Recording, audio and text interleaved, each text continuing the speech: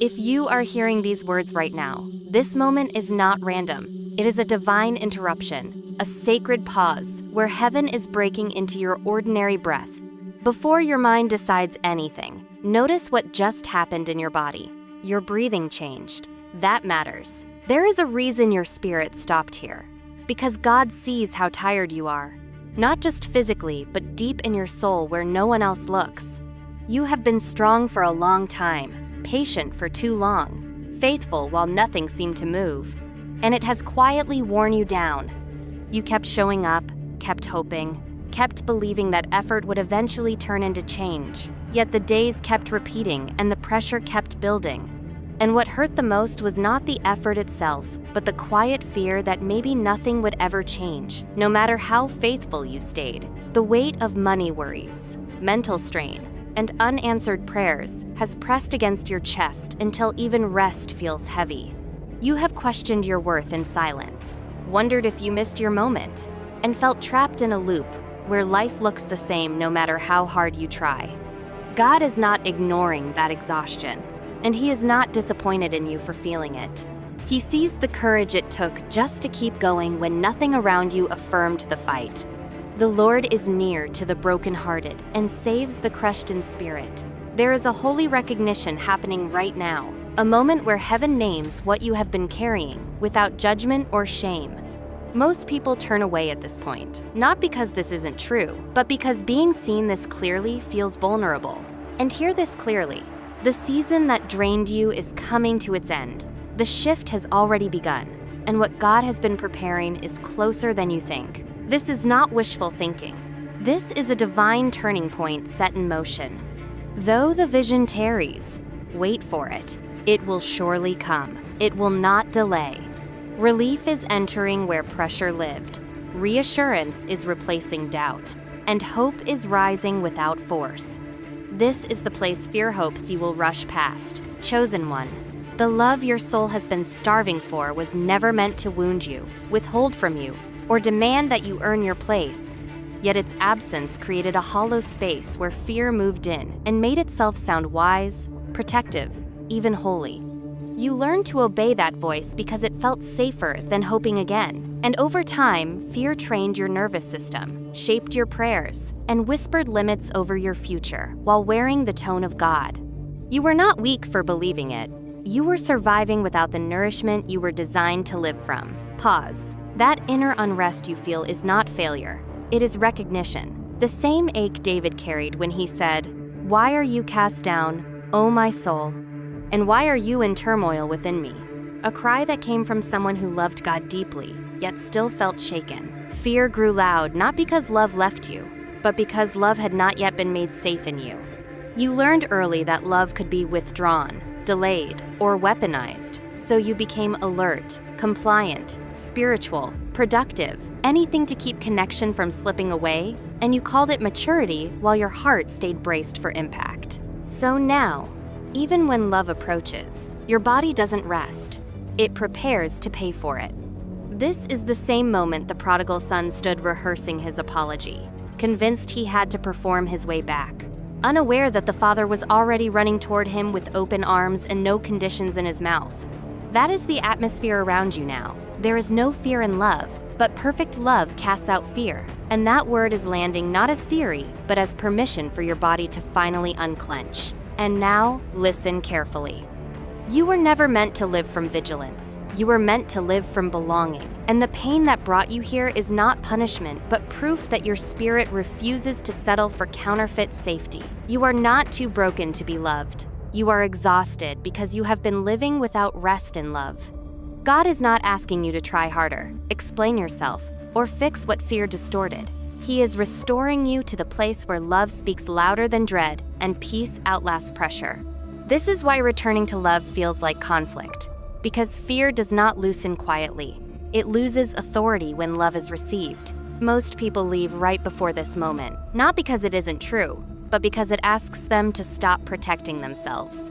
Chosen one, if this is speaking to you, support this message, like the video, subscribe, and write "I receive" in the comments. Now breathe and stay with me, because the next part is for the season you're in right now. Chosen one. Before anything in your life ever changed, fear had already been working quietly to bend your picture of God, not by shouting, but by sounding familiar, borrowing the tone of your past.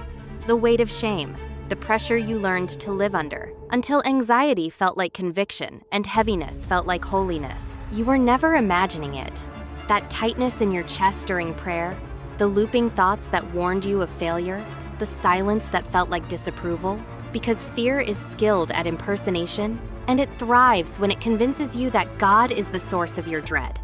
You began responding to fear as if it were obedience, shrinking your hopes, managing your expectations, staying guarded in the name of wisdom. Yet peace never followed you there. Pause. Fear does not lead with clarity. It leads with torment, and torment has never been the language of the one who loves you. God has not given us a spirit of fear, but of power, love, and a sound mind. And that truth is rising now, not as correction, but as relief. The true voice of God never pushes you deeper into panic or suspicion. It draws you towards safety, rest, and trust, even when the path feels unfamiliar. This is why the battle has felt so exhausting, because the enemy never needed to destroy you outright, only to convince you that God sounded like fear, knowing that once that connection was made, you would withdraw from the very presence meant to heal you. You were not created to follow anxiety. You were shaped to recognize the shepherd's voice, and his voice never bruises the heart. This is the same moment Elijah stood trembling after the fire and the earthquake, only to discover that God was not in the violence, but in the gentle whisper that steadied his soul. A reminder that divine authority does not need intimidation to be powerful. And now, hear this clearly. Love is not a fragile comfort meant to sit beside your fear. It is a force that confronts it. Perfect love casts out fear, and that casting out is decisive, authoritative, and complete. The same kind of command that broke chains and silenced darkness wherever Jesus walked. You have tried to coexist with fear while longing for peace. But peace only arrives when love invades and reclaims territory. Fear never had the right to occupy. Something is shifting inside you even now, and if you stay, what comes next will unlock and confirm what your spirit has already begun to recognize, marking a moment you were never meant to miss. Chosen one. You know the ache of standing among people and still feeling exposed, of praying with the right words while your chest stays tight, of worshiping while your body braces for the next wound. And this is not because you lack faith, but because you were never taught how to feel held. You learned how to serve, how to stay strong, how to keep it together, but you were never shown how to collapse safely into love. And yet that is exactly where freedom begins, not at the breaking point of your strength, but at the first moment you let yourself be gathered. Pause. God is not inviting you into endurance. He is inviting you into arms. This next part may feel unfamiliar, not because it's untrue, but because you were never taught how to feel safe here. Relating to him as Father changes everything, because a father does not keep score while his child trembles. He pulls them closer, and in that nearness, love stops being an idea and becomes a covering that follows you into the dark and says without hesitation, "We will walk this together." He will cover you with his feathers, and under his wings you will find refuge. And that refuge is being offered to the parts of you that learn to stay alert, even in holy spaces. There is a lie that settled deep in many hearts, that torment somehow makes you pure, that constant anxiety means you are spiritually sharp, that suffering in silence is proof of devotion. But torment is not sacred, and fear is not refinement. Many absorbed this lie early, in families where love was conditional, in faith spaces where dread was dressed up as discernment, where a restless soul was called conviction, and a racing heart was mistaken for obedience. So you learn to mistrust peace and normalize pain. This is the same confusion Martha carried as she worked herself thin while love sat in the room, until she realized she was striving in the presence of safety and missing the one thing she actually needed. And here is the truth. God does not crush the spirit to shape the soul. His presence does not intimidate, manipulate, or withdraw, and his love does not demand that you flinch when he draws near. The enemy thrives on this confusion because as long as you believe fear is part of holiness, you will keep the door open to what is draining you and resist the healing you are praying for, managing pain instead of letting love deliver you. This is where people often disconnect without realizing it. Chosen one, healing does not begin with fixing yourself, but with unlearning the lies you were forced to survive with letting the light of God's goodness touch beliefs that were formed in pain and carried for far too long. And somewhere deep inside you, there has always been a quiet knowing that maybe it was never meant to hurt like this. Maybe love was always supposed to feel safe, steady, and kind. Fear did not appear in you by accident. It followed a pattern. It traced a path. Because beneath every surge of panic, behind every obsessive thought, under every restless night is a wound that was never met with tenderness, a need that went unanswered, a story that never found rest. Fear is not chaos. It is a map, and when you follow that map without shame, without judgment, it will always lead you to a place in your heart that still believes love disappears, that closeness costs something, that safety must be earned. Pause. Healing does not arrive with force, it arrives with presence, because fear is never cast out by shouting louder, but by making room for love to step into the places fear once guarded. When that love enters, it does not accuse you for being afraid. It does not rush you. It does not recoil from the mess. It stays while the fear surfaces, listens while the story finally exhales, and holds steady when shame tries to pull you back into hiding. The Lord is gracious and compassionate, slow to anger and rich in love. And that love is not fragile. It does not flicker with your emotions. It does not withdraw when your feelings rise and fall. This is the same love that met Peter on the shore after failure. Not with questions, not with punishment, but with presence and restoration, cooking breakfast in the quiet where shame expected rejection. And here is the turning point. Healing fear is not about erasing emotion, but about recognizing love in the middle of it. Asking which part of your heart still believes it is unlovable, and allowing that part to be reintroduced to the truth of a God who does not change, who does not flinch, who does not forget what you were made for. When fear rises, you are not meant to condemn yourself. You are meant to follow it gently to the next place where love still needs to arrive. You do not begin healing by fixing. You begin by receiving. And that is the invitation many missed for years, not because they were careless, but because they were conditioned to earn everything. Taught that love comes after improvement and grace arrives once you have proven yourself worthy. But love was never a reward. It was always your foundation. I have loved you with an everlasting love. I have drawn you with unfailing kindness. And that love was already in motion before your first prayer, before your first failure, before you even knew how to ask for healing. This is where surrender feels uncomfortable, because letting yourself be loved dismantles the defenses that once kept you safe, touches the walls you built to survive, and challenges the belief that control equals protection. Yet if you allow it, love will begin to change everything slowly and deeply, rewiring how you remember, softening the voice you speak to yourself with, giving your body new reference points for safety. Healing is not a moment. It is a sacred daily choice to let love become the new language your heart learns to speak.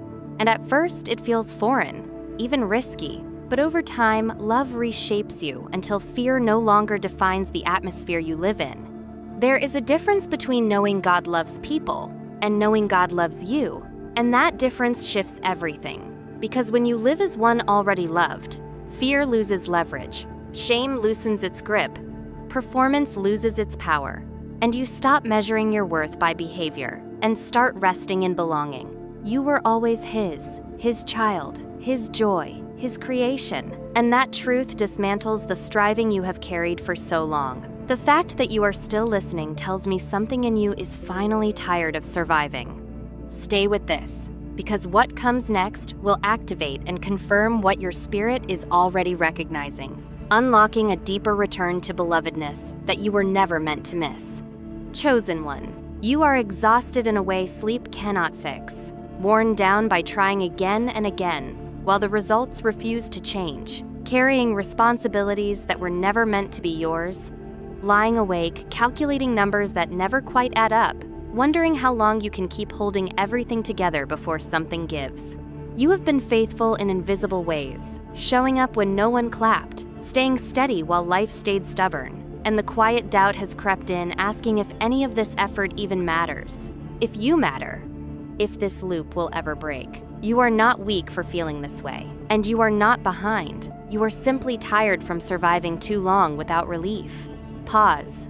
God sees the weight you have normalized, the financial pressure you don't talk about, the future that feels foggy instead of promised, the way you question your value when progress feels slow or non-existent. Cast your burden on the Lord, and He will sustain you. And that word is reaching the place where you have been holding everything alone. There is a reason this message found you now, because heaven is naming what you could not articulate. And that recognition itself is the beginning of change. You were never meant to carry tomorrow's weight with today's strength, never meant to prove your worth through constant strain, never meant to bleed internally while calling it responsibility. This is the same moment the widow stood with empty jars and impossible debt, terrified of losing everything, only to discover that what she thought was insufficient was enough when placed in God's hands, and the oil did not stop until the need was met. And now listen. What feels like stagnation is not rejection. What feels like delay is not denial. And what feels like being stuck is not the end of your story, because God does not abandon those He is quietly preparing. Those who hope in the Lord will renew their strength, and that renewal is not coming through more effort, but through release. You have been carrying burdens that belong to seasons already closing, expectations that were never assigned to you, and fear that has exaggerated the future until it felt unbearable.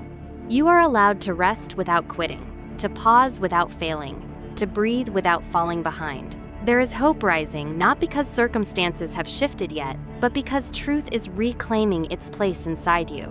You are not forgotten, you are not overlooked, and you are not defined by this season's limitations. The pressure you feel is not proof of collapse. It is evidence that something is nearing transition. God is steady where you feel unstable, faithful where you feel uncertain, and present where you feel trapped. Anticipation is stirring now, a quiet knowing that this is not where your story ends, that relief is closer than it appears, that provision is already in motion, even if you cannot see it yet. Stay with what is unfolding, because the next part will activate and confirm what your spirit has already begun to sense, and it will reveal what God has been aligning behind the scenes for you. Chosen one, let the pressure drop first, because you do not need to fix yourself, explain yourself, or prove anything to be worthy of what God is already doing for you. And the most faithful response in this season is not effort, but permission to stop carrying what was never yours. You are invited to begin with something very small and very gentle, allowing moments of stillness to exist without filling them, letting silence be present without trying to make it productive. Even if that looks like sitting for 1 minute before your day starts and simply breathing without agenda, noticing that you are held even when nothing is being accomplished. You don't need to force prayer or search for the right words, because alignment often begins by letting your body soften, unclenching your jaw, lowering your shoulders, and quietly acknowledging that you are not alone in this moment.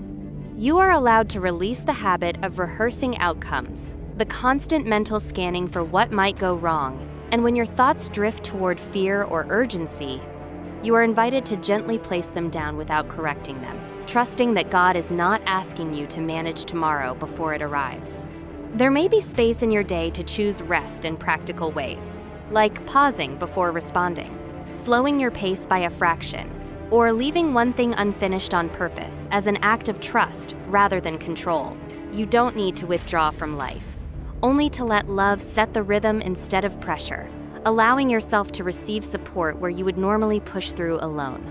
When worries about provision or direction surface, you can allow them to become reminders to loosen your grip, quietly affirming that what sustains you does not depend on constant striving, and that release is not neglect, but alignment with a God who carries what you cannot.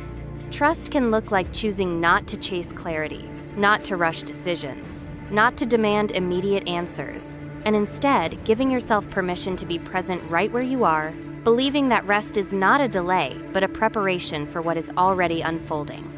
Receiving may feel unfamiliar at first, but it often begins by letting yourself enjoy small mercies without guilt, warmth, quiet, moments of calm, and letting those moments remind you that goodness does not have to be earned.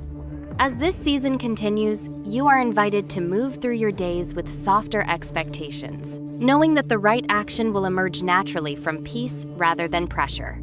You do not need to understand the whole picture or control how things resolve, because what is meant for you will arrive at the appointed time, carried by God's faithfulness, without force, without striving, and without you having to hold everything together.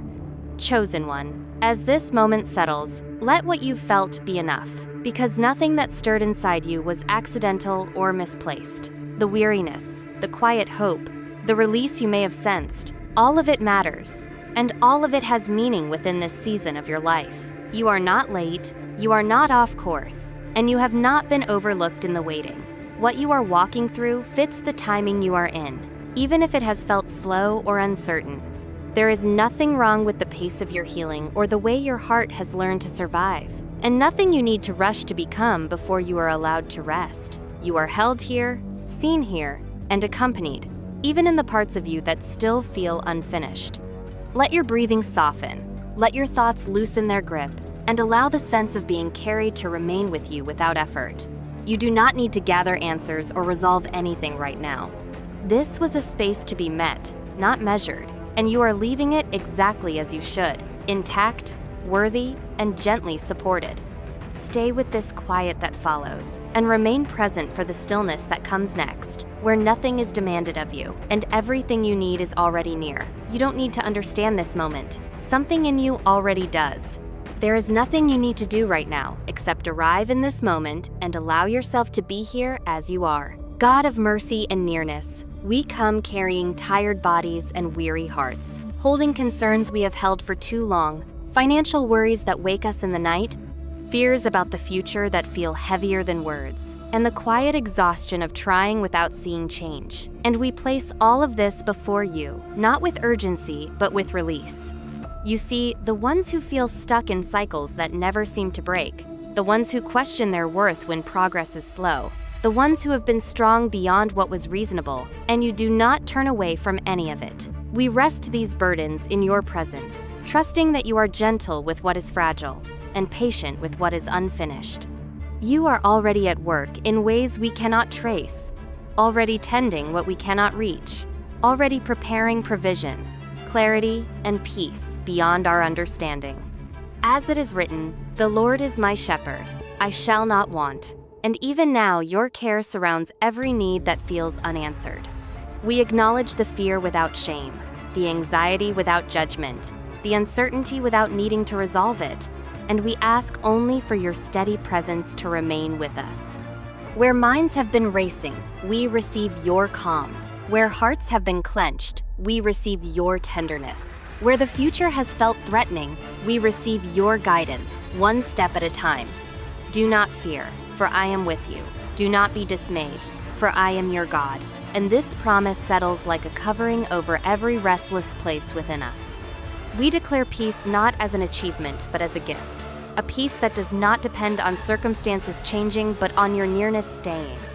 We release the need to control outcomes, to understand timelines, to carry responsibilities that are not ours.